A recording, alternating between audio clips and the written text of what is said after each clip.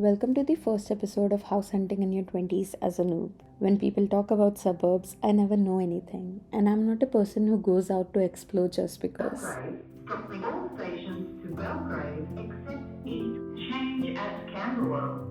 Customers from Lilydale are advised to board. I'm tagging along with my friend who is house hunting so that I can learn more about suburbs in Melbourne, explore them, and understand the housing market. After all, we are all adults now and need to learn how the world works. Today, we are inspecting two properties in the eastern suburbs of Melbourne. These two are one station apart. Our first stop is ferntree Gully. It is 50 minutes by train from Flinders Station, and I'm told this is a good distance to live at. There was an event happening by the station that I decided to check out after the inspection. We had time, but it was still a bit of a walk to the property.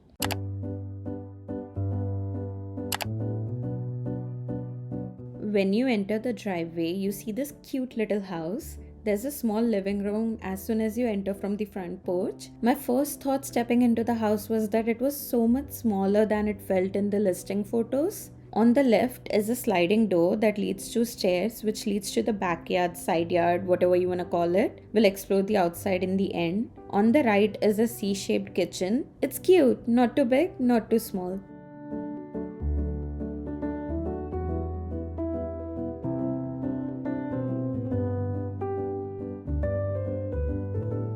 On one side, you have space for a fridge, a small pantry cupboard, and electric stove. Then we have a double sink and a window that looks out to your fence because there's only a small walkway there. And then the third side is your counter space breakfast bench. There's a dining nook right next to it with a beautiful window. This window looks out to your carport. I love the shape of this window. It adds so much character and makes the space feel so cozy.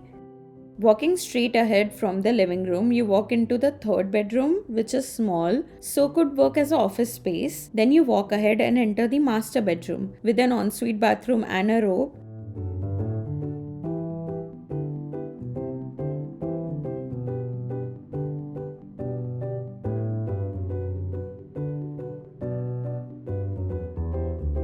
The window in this room looks out at the water tank, which I'm not a fan of. Opposite the master bedroom is this powder room. Next to the master bedroom and at the end of the hallway is the second bedroom, which is roughly the same size. The window looks out to the side walkway. You exit the room and you have the powder room and then the laundry and another bathroom.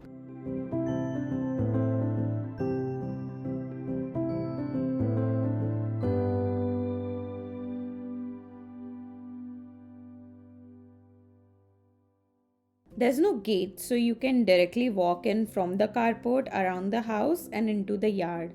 Direct access to all three entry points of the house seems like a bad idea.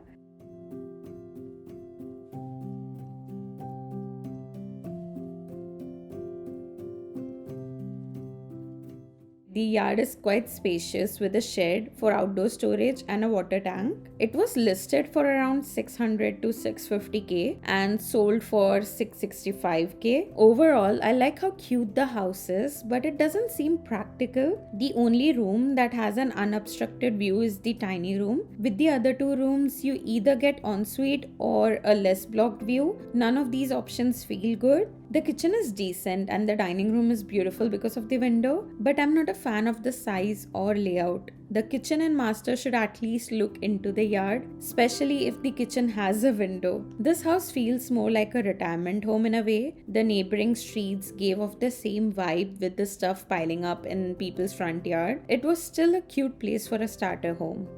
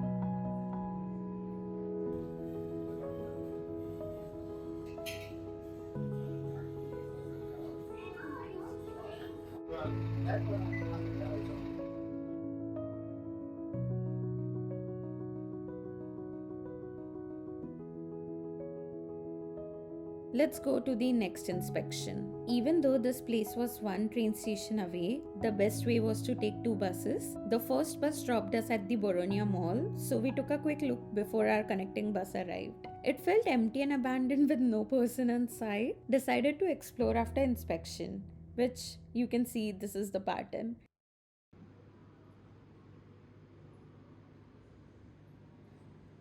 I like this part of house hunting. I wouldn't have experienced the Fern Tree Gully event or this mall otherwise. These little moments make the process more enjoyable. Does this bus stop face here? Outside? Inside?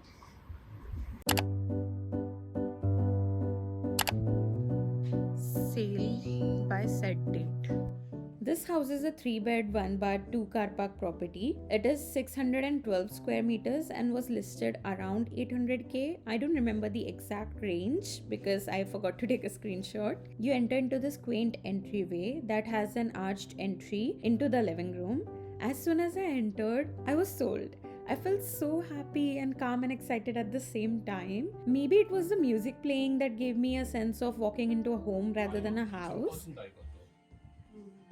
The whitewashed brick wall and the open fireplace made me want to curl up on the sofa with a book. I could imagine myself living there. There was another arched door leading into the kitchen. It made me feel so giddy.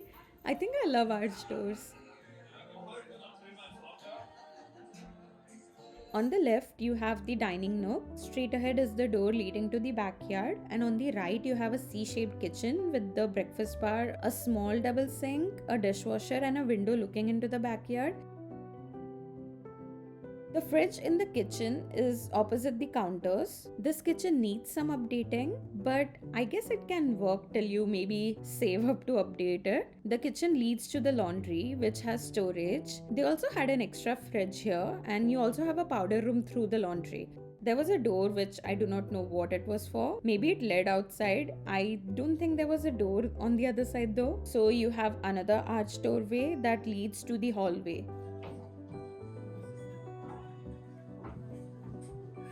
This is where the bedrooms are. You can also enter this hallway through the entryway. This room is smaller and it's also the first room from the entryway, but it has a full robe and it looks out into the carport as well. Double bed might fit, but queen could feel a bit tight here.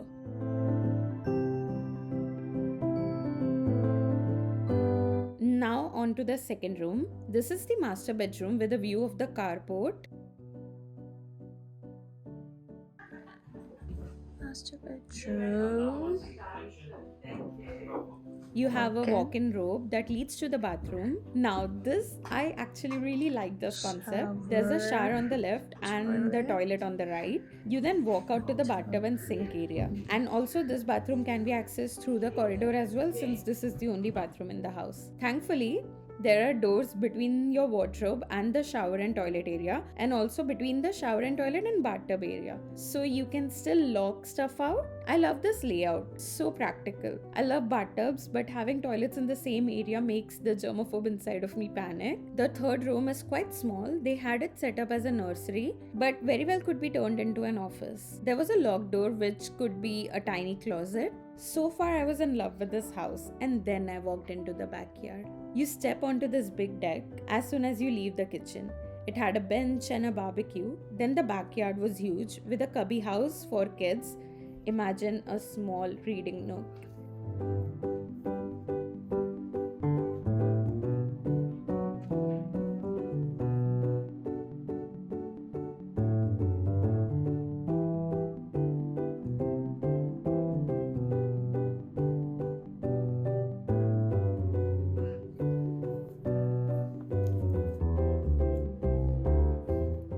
I'm pretty sure the wood storage was influencing me. This older woman came to talk to me when we were waiting for the inspection to begin. She and her husband were there with their son and his girlfriend, helping them buy their first home. She was sharing how expensive everything was and the market was so bad. It is a bit scary when older people with experience say such things. I went back into the living room. I was in love with this place. I still am. I keep thinking about it. If only I could afford it.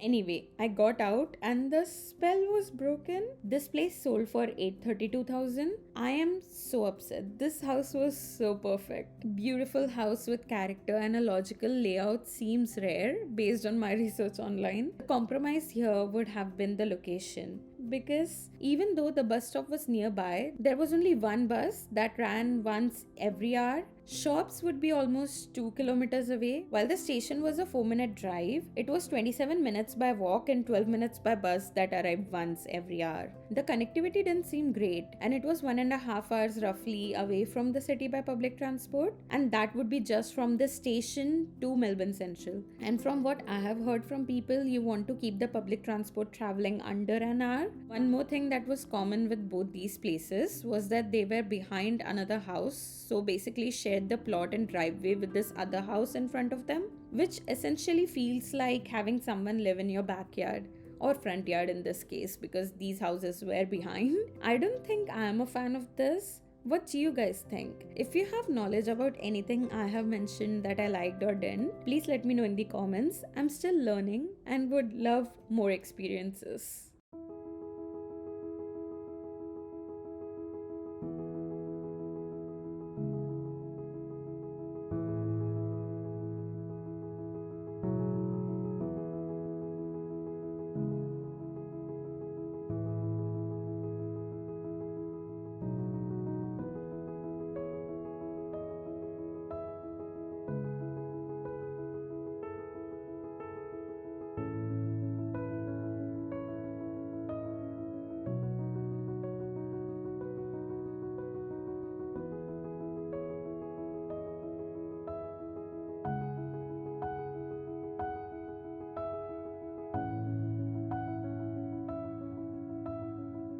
$1. One. Look, $1.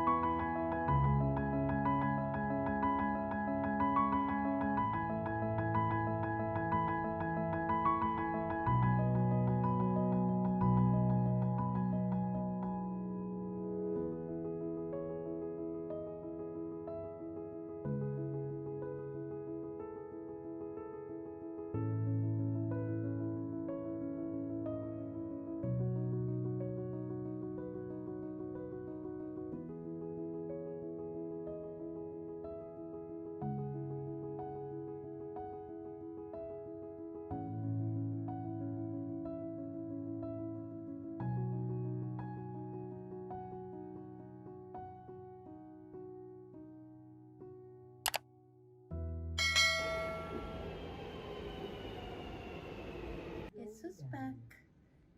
Back again. Me.